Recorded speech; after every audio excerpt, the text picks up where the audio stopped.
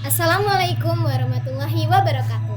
Halo teman-teman semuanya, perkenalkan nama saya Nashwa Kamila Azani dengan NIM 112101830000072.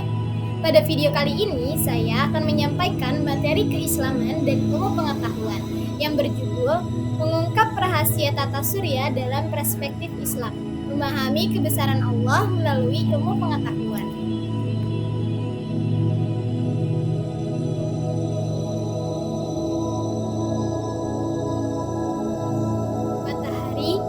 Planet, satelit, asteroid, dan benda langit lainnya bergabung dalam satu sistem yang disebut tata surya.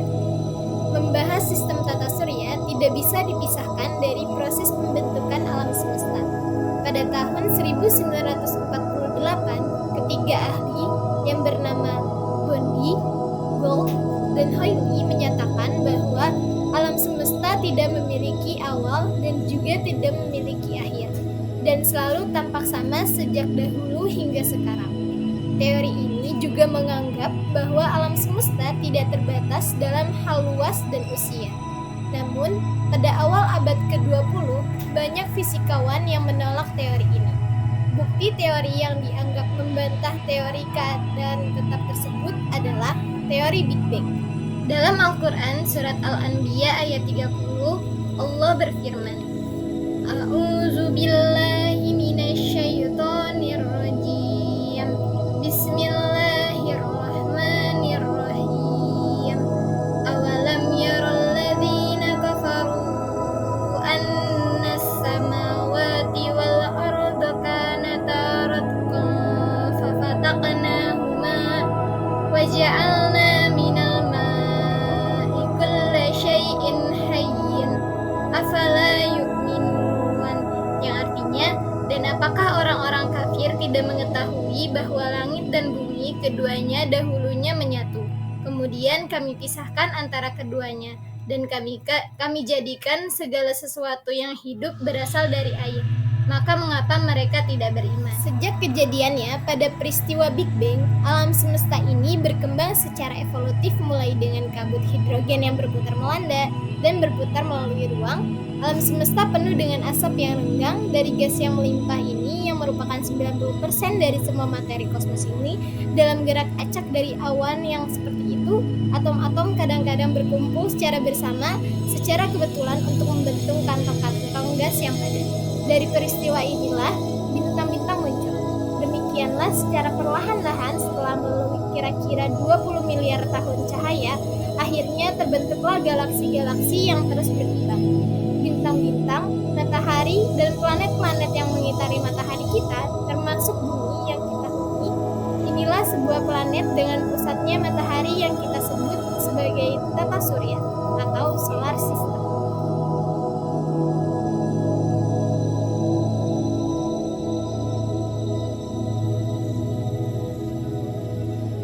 Lalu, bagaimanakah bentuk langit serta benda-benda langit lainnya sebelum diciptakan?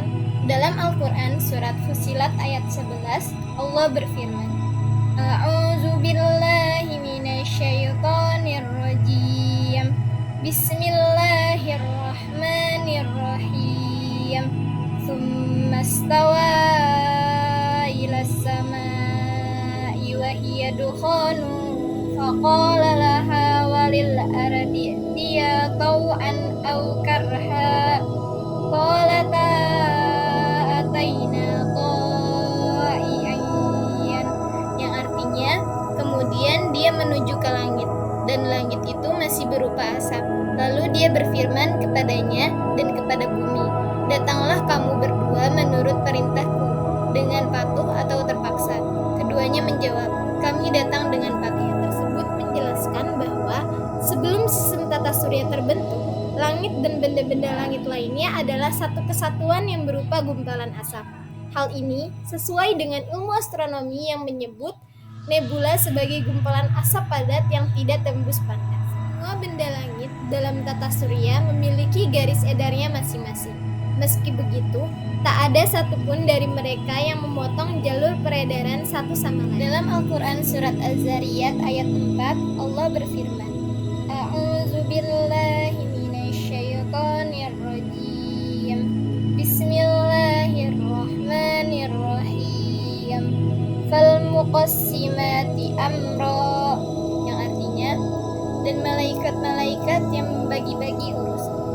menempatkan semua benda langit, terutama matahari, bumi, dan bulan, pada garis edarnya menyebabkan terjadinya pergantian siang dan malam. Allah Subhanahu wa taala berfirman dalam surat Al-Anbiya ayat 33. Wa huwallazi khalaqal laila wan nahara wasyamsa wal qamara fi falaki yasbahun, yang artinya, dan dialah yang telah menciptakan malam dan siang, matahari dan bulan, masing-masing beredar pada garis edarnya.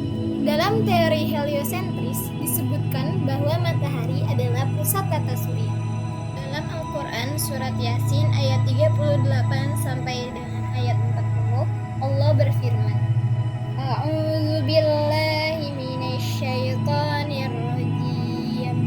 Bismillahirrahmanirrahim. Wasyamsu tajri li mustaqarrin laha. Dzalika taqdirul azizil alim. Wal qamara qaddarnahu manazila hatta 'ada kal urjunil qadim.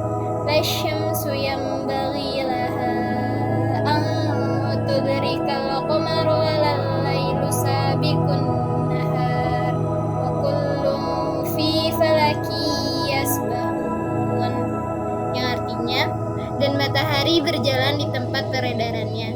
Demikianlah ketetapan Allah yang Maha Perkasa, Maha Mengetahui. Dan telah kami tetapkan tempat peredarannya bagi bulan, sehingga setelah ia sampai ke tempat peredarannya yang terakhir, kembalilah ia seperti bentuk tandan yang tua. Tidakkah mungkin bagi matahari mengejar bulan, dan malam pun tidak dapat mendahului siang, masing-masing beredar pada garis edarnya. Matahari dan bulan bergerak sesuai dengan garis edar yang telah ditetapkan oleh Allah, di mana matahari tidak akan mendahului bulan karena mereka memiliki pusat dan jalur edar yang berbeda. Bulan mengelilingi bumi, sementara bumi dan planet-planet lainnya mengorbit matahari. Di sisi lain, matahari juga bergerak mengelilingi pusat galaksi Bima Sakti. Fenomena alam semesta seperti gerhana matahari dan bulan, orbit planet, dan rotasi bumi adalah tanda-tanda kebesaran Allah dalam Al-Quran. Studi tentang fenomena ini tidak hanya memperkaya pengetahuan ilmiah, tetapi juga meningkatkan keimanan seperti yang tertuang dalam surat Al-Imran ayat 100. A'udzu billahi minasyaitonir rajim. Bismillahirrahmanirrahim. Inna fi khalqis samawati wal ardi wa ikhtilafil laili wan nahari la ayatil liulil albab. Sesungguhnya dalam penciptaan langit dan bumi dan silih bergantinya malam dan siang terdapat tanda-tanda bagi orang yang berakal. Dengan menggabungkan pengetahuan ilmiah dengan nilai-nilai Islam, umat muslim dapat mengembangkan pemahaman yang menyeluruh tentang tata surya, yang tidak hanya memperkaya ilmu pengetahuan, tetapi juga memperkuat iman. Maha benar Allah dengan segala kebenarannya. Al-Quran adalah sumber kebenaran mutlak dan pedoman hidup bagi umat manusia. Tidak ada keraguan di dalamnya bagi orang-orang yang beriman. Wallahu a'lam bishawab. Demikianlah pembahasan kali ini mengenai tata surya dalam perspektif Islam. Terima kasih. Mohon maaf atas segala kekurangannya. Wassalamualaikum warahmatullahi wabarakatuh.